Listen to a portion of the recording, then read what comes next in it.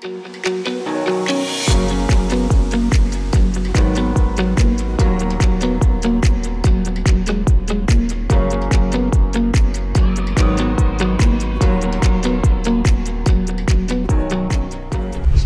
Booster से sir हमें मतलब एक शॉर्ट रिवीजन टाइप मिलता है, तो बहुत ही काम आता है लास्ट टाइम।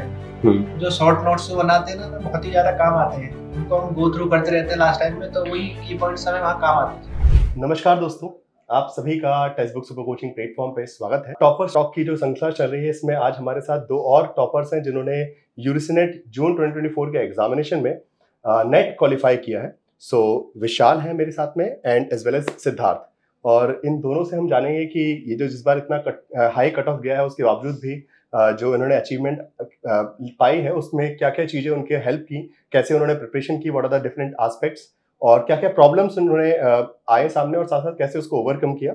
तो स्टार्टिंग सबसे पहले तो मैं आप लोगों को थैंक यू बोलना चाहूँगा कि आप आए text book super coaching platform पे, और आज काफ़ी अच्छा दिन रहा।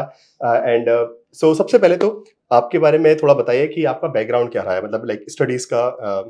सर मैंने तो पहले अपनी ग्रेजुएशन की अपने जिले से ही, साकेत कॉलेज है, उसके बाद मैंने पीजी के लिए इलाहाबाद यूनिवर्सिटी गया। आप यूपी से बिलोंग करते हैं? Yes sir, proper Ayodhya ji, UP से बिलोंग करता हूं मैं। क्या बात है। मैं उसके बाद अपना वहाँ करने के बाद मैं उस समय थोड़ा पढ़ने में मन कम लग रहा था, मैं घूमने में विश्वास कर रहा था, मैं घूम रहा था। उसके बाद प्रॉपर एक दोस्त ने आपके बारे में बताया, तो मैंने सीधा गाइडेंस लिया टेक्स्ट बुक का।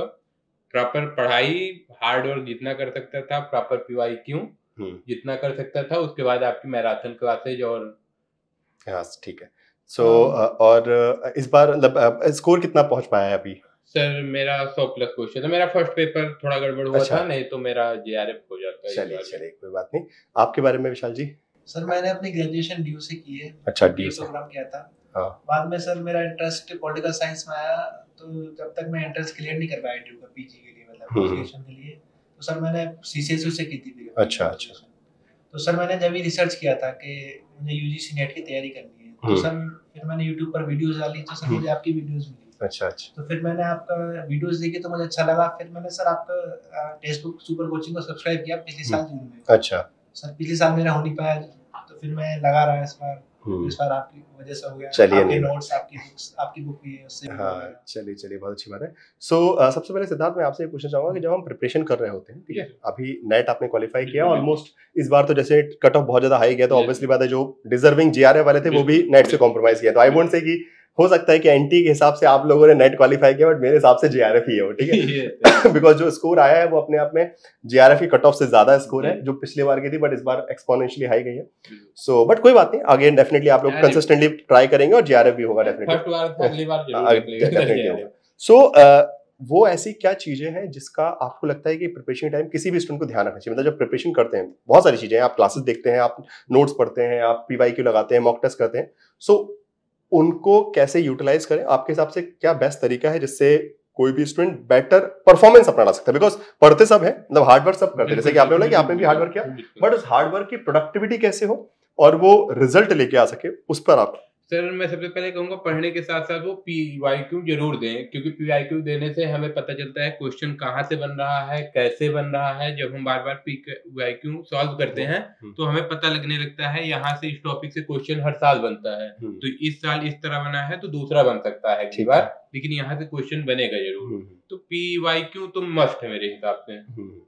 ठीक है, मतलब पीवाईक्यूज को साथ में लेके चले, प्रिपरेशन के साथ पूरे टाइम पीवाईक्यू करते रहेंगे तो इट विल बी ऑटोमेटिकली आपका जो है ट्रैक आप नहीं भटकेंगे। मेरे हिसाब से जहां तक क्लास में यही बात है कि बीच बीच में हफ्ते में एक आध बार पीवाईक्यू देखते रहे, जैसे आप ट्रैक ना छूटे, नहीं तो कुछ भी पढ़ लेंगे और वो शायद तक एग्जाम में नहीं आएगा। प्रोडक्टिविटी वहीं खराब होती है कि आपने बहुत, क्योंकि कई मेरे पास स्टूडेंट्स हैं, हमने बहुत मेहनत की थी, हमने बहुत पढ़ा था, कुछ ना कुछ उन्होंने गलत पढ़ा है, वही पढ़ा और स्मार्ट वर्क नहीं होता। हाँ, स्मार्ट वर्क पे थोड़ा ध्यान रखना है। Hard work with smart work वो आपको डेफिनेटली रिजल्ट देगा। तो विशाल जी, जब आप प्रिपरेशन कर रहे थे तो आपने बताया कि आपने कोर्स भी लिया है, क्लासेस भी देखी हैं, ठीक है, तो पहली बार आपने कोर्स कवर किया था, आई गेस फाउंडेशन कोर्स देखा होगा, उसके बाद जीआरएफ बूस्टर भी देखा होगा। सो मैं एक सबसे बड़ा सवाल आपसे ये पूछना चाहता हूँ कि जैसे फाउंडेशन के बाद, बिकॉज अभी जो दिसंबर वाले स्टूडेंट्स हैं उनके लिए अभी जेआरएफ बूस्टर ही कोर्स स्टार्ट है और वो सबसे स्पेशली उसी पे फोकस कर रहे हैं।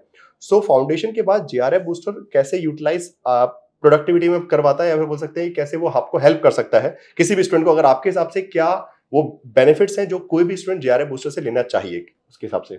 सर जेआरएफ बूस्टर से सर हमें मतलब एक शॉर्ट रिवीजन टाइप मिलता है, तो बहुत ही काम आता है लास्ट टाइम में। जो शॉर्ट नोट्स बनाते हैं ना, बहुत ही ज्यादा काम आते हैं, उनको हम गो थ्रू करते रहते हैं लास्ट टाइम में, तो वही की पॉइंट्स हमें वहाँ काम आते हैं। हाँ, मतलब वही कि जो आपने पढ़ा है फाउंडेशन में उसका एप्लीकेशन जो है वो आपको वहां से हेल्प मिले कि, और वो पॉइंट है। बिकॉज क्या, जब हम इंडिविजुअली पढ़ते हैं ना तो लगता है कि चलो आज ये वाला पार्ट पढ़ लिया, हमको लग रहा है कि हम पढ़ रहे हैं, बट वो उतना फोकस तरीके से point by point, because JRF booster में हम एक एक टॉपिक पे हिट करते हैं कि इसके अंदर क्या चाहिए, 4 क्लासेस आपको पढ़ के आना है और उसके बाद का टेस्ट देना, तो automatically you have a target on a daily basis, तो उससे डेफिनेटली परफॉर्मेंस इंप्रूवमेंट में बहुत हेल्प मिलता है। और सिद्धार्थ, जब आप प्रिपरेशन कर रहे थे तो अभी आपने बताया पीवाईक्यू का यूज डेफिनेटली बहुत जरूरी है। इसके अलावा जब हम मॉक टेस्ट लगाते हैं, ठीक है, और मॉक टेस्ट में यूजुअली स्टूडेंट्स क्या करते हैं, मैंने यहाँ तक देखा है कि मॉक टेस्ट लगाया, स्कोर देखा और फिर सिर पकड़ लिया कि अरे मेरा कम मार्क्स आ रहे हैं, ठीक है, ये मेजर है, ठीक है। तो आपके हिसाब से मॉक टेस्ट लगाने का सबसे सही तरीका क्या है? मतलब मॉक टेस्ट लगाने के बाद क्या है कि मॉक टेस्ट आप एक बार लगाओ, उसके बाद उसको फिर से सॉल्व करके देखो मेरी गलती कहाँ थी, मेरा क्वेश्चन कहाँ से नहीं बना, उसको दोबारा उसके बाद एक बार सॉल्व करने के बाद दोबारा सॉल्व करो, उसको पढ़ो, फिर से सॉल्व करो, मतलब उसकी एक लिस्टिंग की आपकी, हाँ, वीक एरियाज क्या है उसको आइडेंटिफाई करके उसको फिर से उस पे अपनी मजबूती बनाओ। ठीक, मतलब मॉक टेस्ट सिर्फ करने से नहीं होगा, मॉक टेस्ट करने के बाद उसको एनालाइज जितना अच्छे से करेंगे और उस पर वर्क करें, जो पार्ट वीक लग रहा है, ये नहीं कि अच्छा है मेरा स्कोर ही नहीं आया तो फिर तो दुखी होके बैठे रहेंगे कि मेरा, but every time you attempt a mock test, you analyse it कि अच्छा ये वीक एरियाज थे, उस पर वर्क कीजिए, फिर से मॉक टेस्ट कीजिए। ये सब प्लीज, जैसे हम मॉक टेस्ट लगाते हैं, पीवाईक्यू लगाते हैं, तो उसके बाद जो भी हमारे गलत क्वेश्चन होते हैं, जो हमें लगता है कि आर्बिट क्वेश्चन है, तो हमें एक डायरी बनाकर उन्हें लिखना चाहिए और बाद में वो रिवाइज करना चाहिए कि हाँ ये क्वेश्चन हम नहीं कर पाए थे। रिवीजन का टाइम वो हेल्प करेंगे आपको कि क्या आपके वीक एरियाज हैं, कौन सी चीजें आपको याद नहीं हो रही हैं, ठीक है। जो भी मॉक टेस्ट से भी कभी कभी नई इन्फॉर्मेशन मिल जाती है कि जो शायद तक आपने क्लासेस में नहीं पढ़ी हो, वो कुछ नई इन्फॉर्मेशन, तो वो कलेक्ट करते जाइए। हाँ, तो स्टी नोट वगैरह लगा कर लेना चाहिए, नोट्स में भी ऐड कर सकते हैं। हाँ, वो नोट्स में भी ऐड कर सकते हैं। चलिए, तो जैसे प्रिपरेशन जब करते हैं तो एक, जैसे अभी एक फैक्टर है आप लोगों के सामने भी, सबके सामने होता है कि एक बार अटेम्प्ट दिया, जैसे अभी आपका तो पहली बार था, ठीक है, आपका सेकंड टाइम था, तो हर बार जब अटेम्प्ट आप देते हैं ना तो पढ़ते हैं, 6 महीने पढ़ते हैं, कहीं ना कहीं प्रिपरेशन होती है, कोई 4 महीने पढ़ता है, कोई 6 महीने पढ़ता है, बट उसके बाद जब रिजल्ट एज एक्सपेक्टेड नहीं आता है तो बहुत सारे लोग जो है कहीं ना कहीं मन में अपने स्केप्टिज्म बना लेते हैं, अपने आप को लेकर डाउट करने लगते हैं कि यार मुझसे नहीं होगा, मैं निकल लेता हूँ, कुछ और कर लेता हूँ। ओके, सो उन स्टूडेंट्स के लिए अगर आप कोई मैसेज देना चाहें कि कैसे वो कंसिस्टेंसी मेंटेन करें कि कोई बात नहीं, अगर एक बार नहीं हुआ तो कैसे आप अगली बार फिर से उतनी ही, बिकॉज फिर से वही पढ़ना है, कुछ नया तो नहीं पढ़ना है, वही पढ़ना है, बट और बेहतर तरीके से पढ़ना है। तो यही कहना चाहेंगे सर कि पहली बार हमने पढ़ा था तो 0 से पढ़ा था, इस बार हमें शुरुआत 0 से करनी नहीं है, मुझको 50 से 60 से 40 से करनी है, तो उस बार हमको उतनी मेहनत करनी ही नहीं है, लेकिन लोग डर के पीछे हट जाते हैं, वो भूल जाते हैं वो जो आपका एडवांटेज मिला उसको छोड़िए नहीं। हाँ, उसको छोड़िए नहीं, उसी को कैच करिए, आप उसके साथ ऊपर अपने आप चले जाएंगे। अगर उतना ही मेहनत कर देंगे तब भी आप 80+, 90+ चले जाएंगे। ठीक, कुछ और ऐड करना चाहते हैं सर? जैसे एग्जाम देने के बाद हमारी बहुत सारी गलतियां होती है, तो हमें उनसे सीखना चाहिए, उन चीजों को हमें लिखना चाहिए और बार बार रिवाइज करना चाहिए, जो आगे जाके हम गलतियां ना करें। ठीक है। वैसे आप लोगों का मतलब कुछ अभी पीएचडी को लेकर भी एकेडमिक परस्यूएंस है कि कुछ सिर्फ जेआरएफ करके अभी और कुछ है, मतलब कोई कंपटीशन है, एग्जामिनेशन? सर मैंने भी इलाहाबाद यूनिवर्सिटी का एंट्रेंस दिया है। अच्छा, पीएचडी के लिए? हाँ जी सर। क्या बात है, बहुत अच्छी बात है। और रिसर्च में मतलब आपकी जाने का इंटरेस्ट है, और बाकी एकेडमिक आपका भी? मैंने पिछली बार मैंने भी क्रेडिट दिया था, मेरा क्लियर हुआ था, लेकिन मैंने छोड़ दिया। मैंने सोचा कि इस बार जेआरएफ के साथ ही जाएंगे, स्कॉलरशिप सरकारी पैसा मिलना चाहिए। चलिए, ये तो सबसे बड़ा मोटिवेशन है भाई, ये उससे अच्छी गोल्डन अपॉर्चुनिटी है नहीं कि हर महीने आपके पास अकाउंट में पैसा आ रहा है और उसके आप शिद्दत से अच्छा रिसर्च कीजिए। ऐसा नहीं कि सिर्फ नाम मात्र के लिए, अच्छा रिसर्च कीजिए, शिद्दत से पढ़िए, एक अच्छी खासी अमाउंट मिलता है एनटीए की तरफ, मतलब यूजीसी की तरफ से। बस ये कि थोड़ी सी मेहनत करनी है, कंसिस्टेंटली लगे रहना है, जैसे ये लोग लगे रहे, आगे भी लगे रहेंगे जब तक वो जेआरएफ के सफर पे नहीं पहुंच पाते हैं।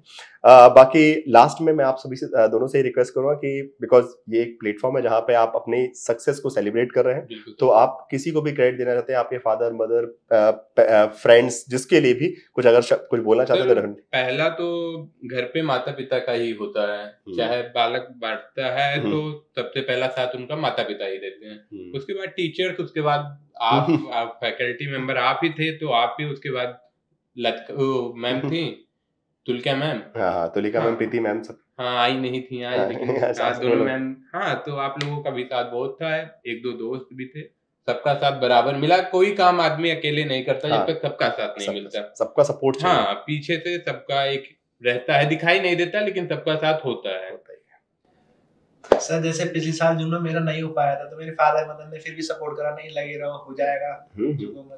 ऐसे सर मैं एक लाइब्रेरी में पढ़ता था तो वहाँ भैया थे, उन्होंने बहुत मोटिवेट करा, मतलब बहुत ही कोऑपरेट करते थे, थोड़ा साइड माहौल मिलता था। अरे सर आपको कभी मैसेज करो सर, आपने हमेशा रिप्लाई किया है। मैं अपना ट्राई बेस्ट करता हूँ, कभी कभी नहीं भी होता पता है, but yes I try my best कि किसी को भी, बिकॉज बहुत उम्मीद से ना कोई भी स्टूडेंट मैसेज करता है कि मुझे मेरी सवाल का जवाब यहाँ मिल जाएगा, तो बस वही ट्राई करते हैं और मुझे उम्मीद है कि आगे भी मैं करते रहूंगा। एंड आप लोगों की जो होप है वो कभी नहीं छूटे। बस तो आप लोगों से भी रिक्वेस्ट है कि वो जो उम्मीद आपके अंदर जागी हुई है इस एग्जामिनेशन के बारे में, उसको तोड़िए मत। ओके, एनटीए ये एजेंसीज बहुत परेशान करेंगी, बट आपकी ये जिम्मेदारी है कि उस उम्मीद को, उस आग को अपने अंदर जलने दीजिए। वो जो आग आपके अंदर जलते रहेंगे तो बाकी सब जगह आप पूरी दुनिया जला देंगे और पूरी दुनिया अपने हक में कर सकते हैं। बस इस तरीके से पॉजिटिव रहेगा। ठीक है, thank you so much for watching this video. Okay, thank you.